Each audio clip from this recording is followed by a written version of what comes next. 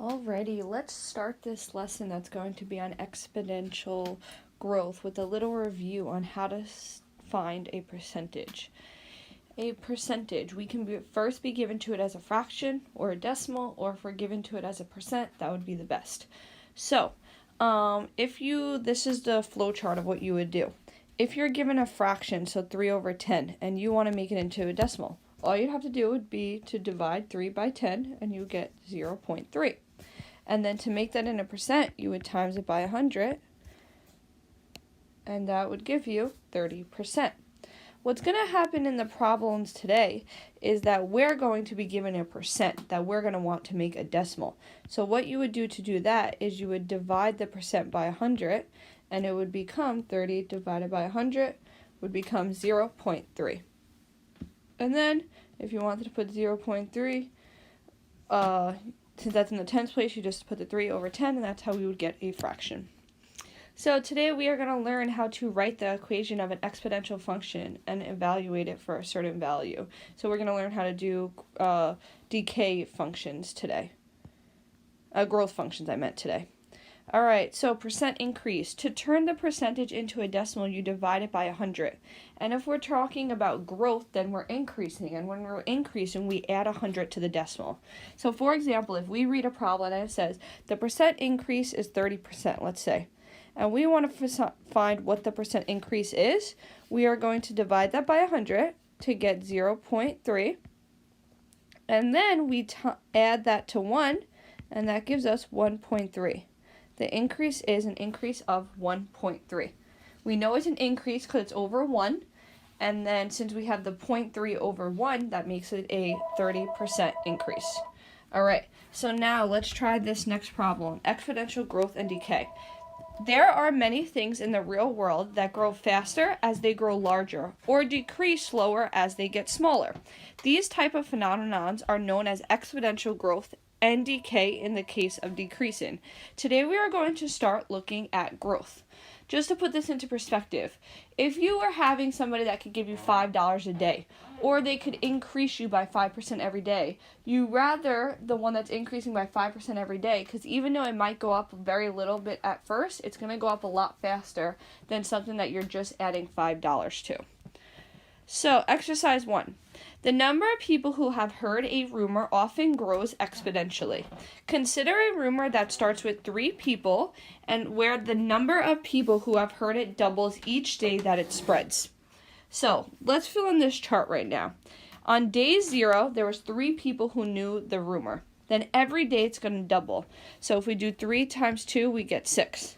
Now for day 2, if we do 2 times 6, that's going to be 12. Then 12 times 2 would give us 24. 24 times 2 would give us 48. And 48 times 2 would give us 96. So by day 5, already 96 people are going to know our rumor. That's why we don't need to go around telling everybody our gossip and stuff, because then people start rumors and look how quick they grow. So, why does it make sense that the number of people who have heard a rumor would grow exponentially? Well, if you think about it, if you start by just one person knowing the rumor, and that one person tells another person, now 2 people know the rumor, right? Each of those 2 people go and tell somebody else their rumor, now 4 people know the rumor. Now all 4 of those people go tell another person the rumor, now 8 people know the rumor. Then each of those 8 people go tell one other person, now 16 people know, and then 32. And in this case, it starts out with 3 people know the rumor, then each of those 3 people go tell one friend, now 6 know. Then each of those 6 people tell another 6 people, which is 12, and so on and so forth. So it makes sense that it would grow exponentially because the number is going to go up very fast. Look at it. In only 5 days, already 96 people knew the rumor. So, we like to determine the number of people who know the rumor after 20 days.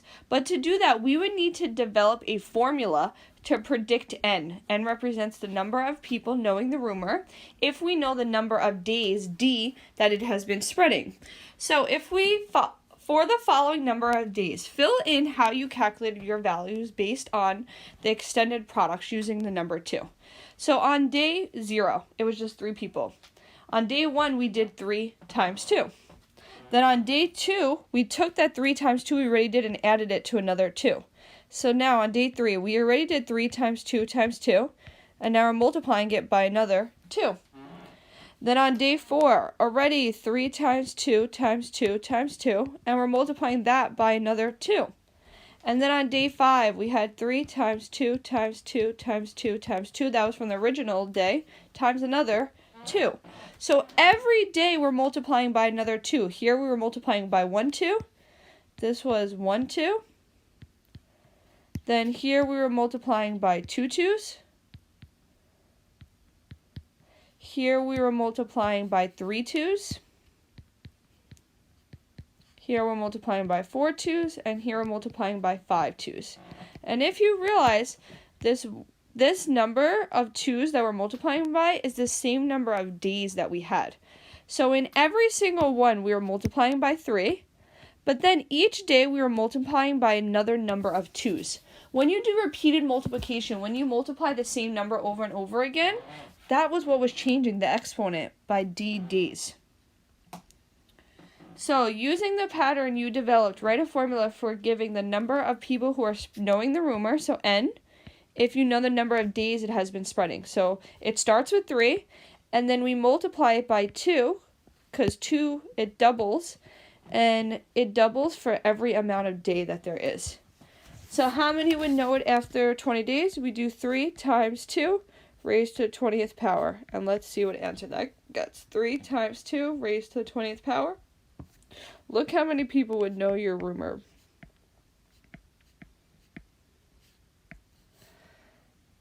Oh wait, I missed a number in there somewhere. Oh no, I think I'm good. 3 million people would know your rumor by the end of the 20th day. So, what is the exponential growth formula? The standard form of an exponential growth function is f of x equals a bx, where a represents the initial amount. In the last problem, it was 3 people started out knowing the rumor. Then b is the constant of growth if it's over the 1, but if it was under 1 but greater than 0, it would be the decay. And x is the time. In that case, it was days. So, guided practice, let's look at this problem. A scientist left a culture of bacteria on a petri dish. The dish contains 20 bacteria. So, we're going to have f of x equals our initial amount. We start out with 20, and then it's telling me that it triples. If something's tripling, we're timesing it by 3 every hour. I could put x for hour. Or another way we can do this, we can put the bacteria equals, starts out with 20, and we multiply it by 3 every hour. That's the same thing, just different ways. And here we know that hours is 8. So I can replace this with 8. So 20 times 3 raised to the 8th power. After 8 hours, there would be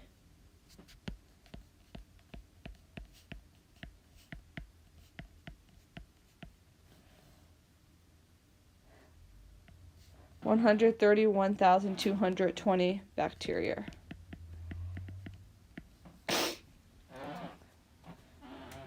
Nice job. Let's look at the next problem. I want you to... Oh, that's fine. All right, let's look at this one. You can model growth or decay by a constant increase or decrease with the following formula. So y is our final amount. A is our initial amount. And you have to add or subtract your rate to 1, depending if it's a rate of increase or a rate of decrease. And then your number of time periods. So let's look at this now. The population of a popular town of Smithsville in 2003 was estimated to be 35,000 people with an annual rate of increase of about 2.4%. They want to know what is the growth factor for Smithsville. Remember, that growth factor is the rate of change plus 1. So how much are we changing by? We're changing by 2.4%. I need to change that percent into a decimal. I know it's already a decimal, but you still need to change it by dividing by 100. So I would get 0.024. And because we're increasing, I'm going to add 1 to this. So we would have 1.024. This is our growth factor. We're growing by a rate of 1.025. Now write an equation to model this growth. we could write y equals, let's put our initial amount. Our initial amount was 35,000. And then our growth factor is 1.024. And we're raising that to the x power, where x is the amount of time. So x is the years. X is equal to years after 2003. So now question C says, use your equation to estimate the population in 2007. First, let me find out what my x is. Right now I have 2007, but we started in 2003. So that means 4 years has passed. So my x is going to equal 4. So I'm going to have the initial amount, which is 35,000. Let's times that by the growth factor. And we did the growth factor 4 times since it's been 4 years. Let's just type this straight into the calculator. 1.024 raised to the 4th power. And we get, and they want us to round it to the nearest 100 people. So that would be, right now we have 38,483 if you just round it to the nearest person. And now let's round it to the nearest 100 people. So 38,000, and this would become 500 since the number after 4 is greater than 5. So 38,500 people in 2007. Nice job. Now let's try this we do problem. So I really want you to think about the answers before we go ahead and do it. It says, the first year of a charity walk event had an attendance of 500 people. The attendance Y increases by 5% every year. So we're going to have Y equals 500 people. Now, this is a problem that's talking about increasing. So we do 1 plus whatever the percent is as a decimal. 5% as a decimal, we have to do 5 divided by 100, which 5 divided by 100 is 0.05. 0.05, and we raise it to x power. And if I add the thing in parentheses together just to make it a little bit easier, I would get 1.05, which is my growth factor. And now the question says, how many people will attend in the 10th year? All right, so let's just make 10 our exponent. 1.05 raised to the 10th power. So we'd have 500 parentheses 1.05 raised to the 10th power. That would be 814.447 people. And they want us to round it to the nearest person, so it would be 814. We can't round up because the number after the decimal is 4, so we don't round up. People attend in the 10th year. Nice. All right, now let's look at this you do problem. The cost of maintenance on an automobile increases each year by 8%. If Alberto paid $400 this year for maintenance in his car, what will be the cost in nearest dollar 7 years from now? All right, question A says, write an equation to model the growth of the cost for each year. So I just want to know a basic equation. So we could say y equals, the initial price is 400. And now we're increasing, so we're going to do 1 plus, and we need to make 8% into a decimal. To do that, we're going to do 8 divided by 100, which becomes 0.08. So 0.08, and right now they just want to know for each year, so I'm just going to put x as years. We could also write this as y equals 400, and then 1.08 raised to the x power. All I did was I added the two numbers in the parentheses. And now they want to know in 7 years, so I'm going to put 7 as my exponent. Let's see, 400, 1.08 raised to the 7th. It doesn't tell us how to round, and the reason why it doesn't tell us how to round, because we should know that money has 2 decimal points. So it would be 685.53. Since the number after the 2 is bigger than 5, we round up. After 7 years. So that would be the price after 7 years. All right, let's look at this Regents practice problem. She collects old dolls. She purchased a doll for $450. Research shows that the doll's value will increase by 2.5%. I already know that I need to turn my percent into a decimal, so I'm going to divide it by 100, which gives me 0.025. Write an equation to determine the value V, so V equals the doll after T years after purchase. Well, it started out as $450.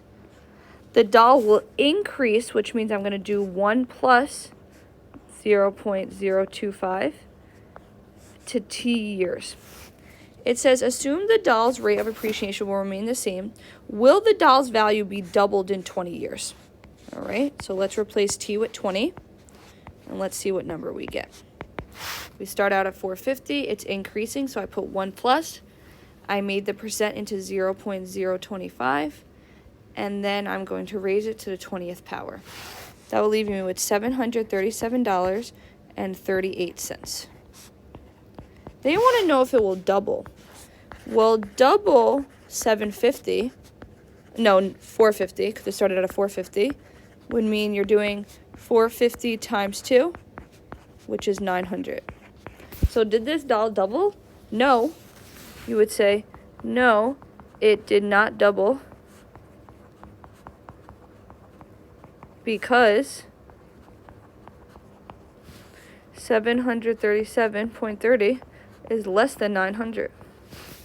It would need to be 900 if it doubled, but it's only worth $737 after those 20 years, which is still a great improvement compared to the $450 you originally paid, but it's not enough that it's doubled. All right, let's look at this next region's problem.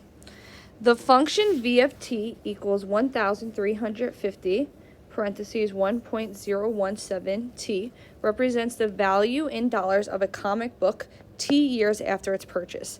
The yearly rate of appreciation means go up, of the comic book is. All right, well, my growth factor is 1.017. I know we did 1 plus some number, and that's how we got the 1.017. So I'm going to subtract the 1, and that would leave me with 0.017.